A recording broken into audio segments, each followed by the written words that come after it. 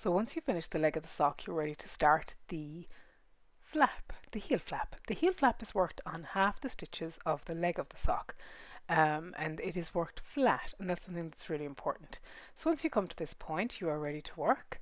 And we have been working around and around, but now we're going to work flat. So what you do is you get ready to knit, and if you're using the double pointed needles, you're going to knit off the first two needles, and in this case it's 22 stitches because I'm making the 44 stitch version. If you're making a bigger one, obviously your half of your stitches will be larger.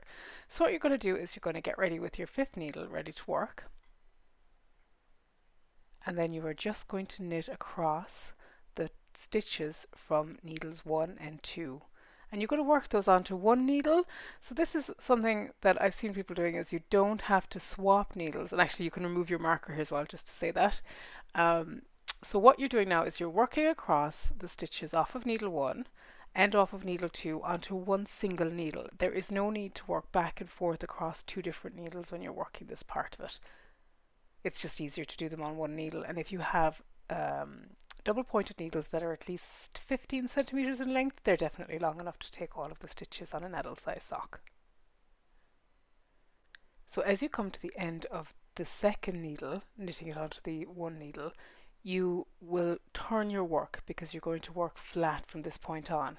And at this point you have half of your stitches on this one needle, and then you have two more needles worth of stitches. They are your instep stitches, and they are not worked at all while you're working the heel flap. You essentially just leave them as they are and ignore them completely, and that's very important. So what we're going to do now is, because the heel flap is worked stocking stitch flat, you're going to purl back. However, just before you begin to do the next purl row, I have a suggestion that you place a marker after the first row of the flap that you have just worked, and it's an opening stitch marker, and the reason I do this is that it allows you to easily count the number of rows in the heel flap that you've worked. So I count mine on the bump side. Now some people count it on the other side using the V's, but I find it easier to tell where I've got my little ridges on the backs of my stitches. I find that easier to count. You can mark it on either side depending on which way you like to count your rows, but I find that this is just the most easy for me. So now I've placed it there, and that's kind of, it allows me then to count the rows in my flap, which I find is useful. So once you've done that, you are now ready to work.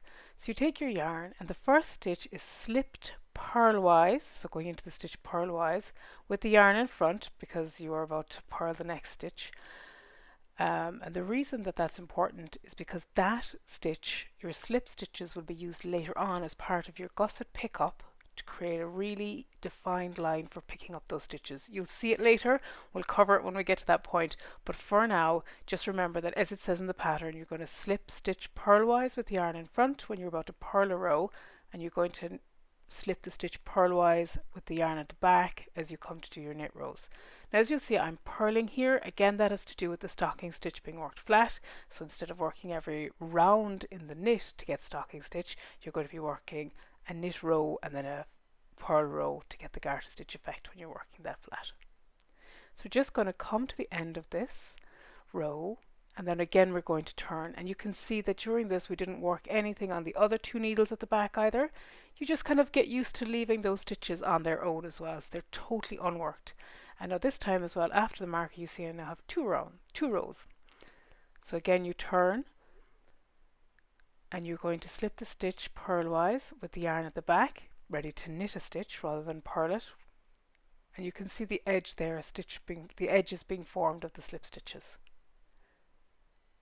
Now, there's one thing to note about heel flaps, is that sometimes they're reinforced with slip stitches across the knit rows where you're knitting and slipping stitches and then purling them as you return.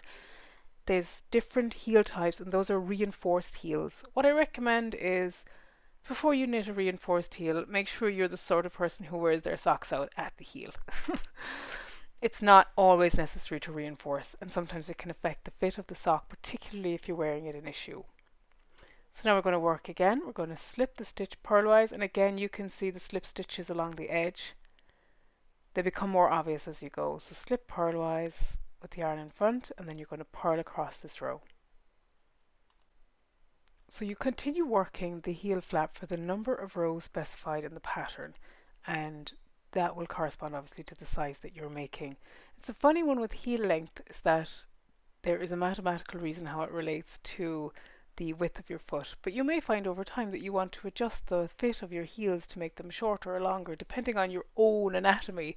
But for now, follow the pattern. I'm going to be doing 18 rows in total because I'm following the first size, and then you can keep counting them, and you can see there how easy it is to count once you have your marker. And you can see that the heel flap is forming. That's why it's called a flap, because at the moment it's just flapping there on its own.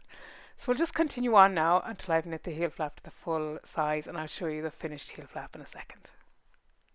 So we've come to the end and you have worked your heel flap. So the first thing I'm going to show you here is the slip stitches down both sides. You can see that they're quite obvious along the side. They would be less obvious if they were just ordinary stitches. We'll be using those a minute in the gusset pickup in day 4. So also here you can see I'm counting the rows as well, and I use the marker, so I have 18 rows, so 18 little bumpy ridges. And that's really useful, but it's also useful for another reason. Leave the marker in rather than taking it out, and you can tell how many stocking stitch rows you've done in your leg. And that's important because obviously socks come in pairs, and if you want them to match exactly, it's really useful to know how many rows you want to work in your leg. So it's really useful to leave that marker in, and you can count on this side as well if you prefer, but it's really useful to have that in as well. Once you finish your heel flap, you're ready to turn your heel. So the heel turn is worked at the bottom of the heel flap, which we finished yesterday. So you get ready to work, and again this is worked flat and not in the round. So the first thing you're going to do is knit in the number of stitches that it says in the pattern. In this case, because I'm following the smallest pattern in the DK pattern, it's 15 stitches is knit in of the 22 that I have on the needle. It's about 3/4 of the way across the heel flap, and this is because you're going to center the heel turn in the middle of the heel flap, starting on the left side. So I'm just going to do a quick check to see how many stitches I have. It's important that you get this right because you want it to be centered. So then once I've worked all the stitches, I'm going to do a slip, slip, knit, and I'm going to turn the work. And what you're doing is you're decreasing in along the side and kind of folding your heel over on itself by doing the short rows. Now they are not wrap and turn short rows, they are talk you through them as we go. We'll do the whole lot together. So that first one is a slip slip knit, and now you're going to turn the work. So you have 5 unworked stitches on the left hand side of your work, and that positions your heel turn in the middle of your heel flap. So you can see the 5 unworked stitches there. So you're going to turn and you're getting ready to work. Now you're going to slip the first stitch of this. You didn't in the first row of the turn, but you do in all of the other rows in the turn. So I'm going to slip this purlwise with yarn in front, ready to purl, and then I'm going to purl 8 stitches according to the pattern. It's important to work the right number of stitches here because again it is key that your heel turn is in the center of the flap, and I'm saying this again because it's somewhere where lots of people go wrong and you decrease down one side more than the other. So as soon as you're there, you are going to purl 2 stitches together, and that is your matching decrease to the slip slip knit on the other side. And that is, you can see then that you have 5 stitches unworked on this side as well, and that is another important point. So you will always know after you finish your purl row if you're right, because you should have the same number of unworked stitches on both sides. In this pattern anyway, and in a lot of patterns that are using a heel turn like this. So again, you're going to turn your work and work back. You're going to slip this stitch purlwise with the yarn in back because it's a knit stitch. Now, you're going to knit another 8 stitches as you did previously, but in some patterns that's not specified. What they say is to knit to 1 stitch before the gap. And that is just to tell you the difference that you may see in other patterns. And what you can see here is 1 stitch before the gap. You can see the gap is quite obvious, and that is the gap between the last worked stitch of your previous row and the 5 unworked stitches. And what you're doing here is you are bridging that gap by doing another slip slip knit, and these are the short rows. So that is how you make sure you have no holes in your short rows, is by slip slip knitting across them. Now again, you turn, you purl, slip purlwise, and then you purl 8, and again you're purling to 1 before the gap in this case. So again, if you see that in a pattern, that's what it means, the 1 stitch before the last worked and the unworked stitches. So you're going to purl the 2 of those together again, and again that bridges the gap in your turn. And now you'll see that you have 4 unworked stitches on the left and 4 unworked stitches on the right. and you can see that it is beginning to form your heel flap already. So again, you are going to slip this one purlwise with yarn in back, ready to knit, and knit across 8 or to 1 before the gap.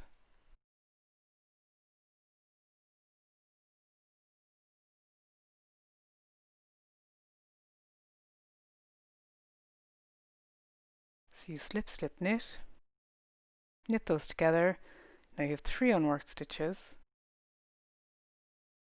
and then you're going to slip purlwise, purl across, then you're going to purl 2 together when you come to the one before the gap. And those are the short rows that you work for the heel. What I'm going to do now is I'm going to go to the next. I'm going to go until I'm nearly finished, and I'll show you what you do on the last row just before you come to the gusset pickup and the end of the heel turn.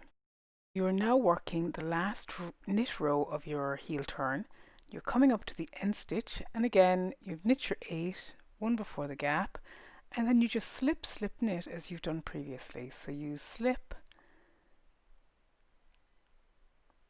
slip, knit 2 together through the back loops, and that is how you've it done. I know you've turned the heel fully and you know it's worked because there's no more stitches to work, so you know you've come to the end of your heel turn, apologies, and then you work back same as you've done before, so slipping the first one purlwise, purling 8, and then you're going to purl the last 2 stitches together, and that completes your heel turn. So the key thing to look out for here is that it's in the center and that you work the unworked stitches at the same rate on both sides. And that's it. You are now ready to work your gusset pickup, which we will do in the next video tutorial.